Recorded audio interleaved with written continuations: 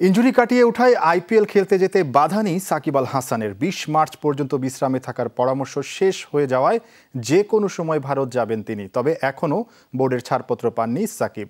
এদিকে আবাহনীতে খেলা সাইফুদ্দিনের চোট ইতিমধ্যে সেরে উঠেছে। বৃহস্পতিবার দলের সাথে যোগ দিবেন এই পেস বোলিং অলরাউন্ডার। আঙুলের চোট কাটিয়ে শতভাগ সুস্থ হতেই চিকিৎসকরা ২০ মার্চ পর্যন্ত ক্রিকেট না খেলার পরামর্শ দিয়েছিলেন সাকিব আল হাসানকে। কিন্তু বেশ কিছুদিন ধরেই ফিটনেস ট্রেনিং করছেন সাকিব। সেই সাথে গেল এক সপ্তাহ কোনো সমস্যা ছাড়াই ব্যাটিং, বোলিং ও ফিল্ডিং অনুশীলন করেছেন বাংলাদেশের টেস্ট অধিনায়ক। ডাক্তারদের বেঁধে দেয়া ডেডলাইন বুধবার শেষ হয়ে যাওয়ায় সাকিবের মাঠের খেলায় ফিরতে আর কোনো বাধা রইল না। তো ডেফিনেটলি শুরু হওয়ার আগে তো যাবে।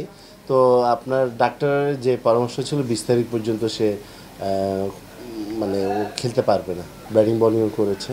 তো এখন আজকে তো ডেটটা হয়ে গেছে, তো ইজ ফিট না।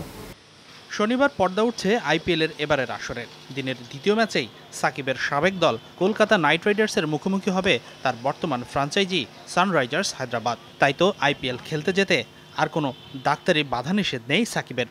এবার বিসিবির শেষ মুহূর্তের অনুমতির অপেক্ষা। বোর্ড থেকে সবুজ সংকেত পেলেই বৃহস্পতিবারই হায়দ্রাবাদের ডেরায় যোগ দিতে ঢাকা ছাড়তে পারেন সাকিব। এটা অনেক আগে থেকে সেট করা আছে যে সে খেলবে। এদিকে আবাহনীর অনুশীলনে কোমরে চোট পাওয়া মোহাম্মদ সাইফুদ্দিনের ইনজুরি গুরুতর নয় নিশ্চিত করেছেন বিসিবির প্রধান চিকিৎসক দেবাশিস চৌধুরী। বৃহস্পতিবার থেকেই অনুশীলনে যোগ দেবেন এই in form pace all rounder. If he is fit to play then he can play. এটা তো না, যেহেতু ইয়াং আছে এবং ওরা যত বেশি খেলবে এক্সপিরিয়েন্স হবে এবং ভালো পারফরমেন্স করে সেটা মেন্টালি তার স্ট্রং হবে। হাসিনুর রহমান, যমুনা স্পোর্টস, ঢাকা।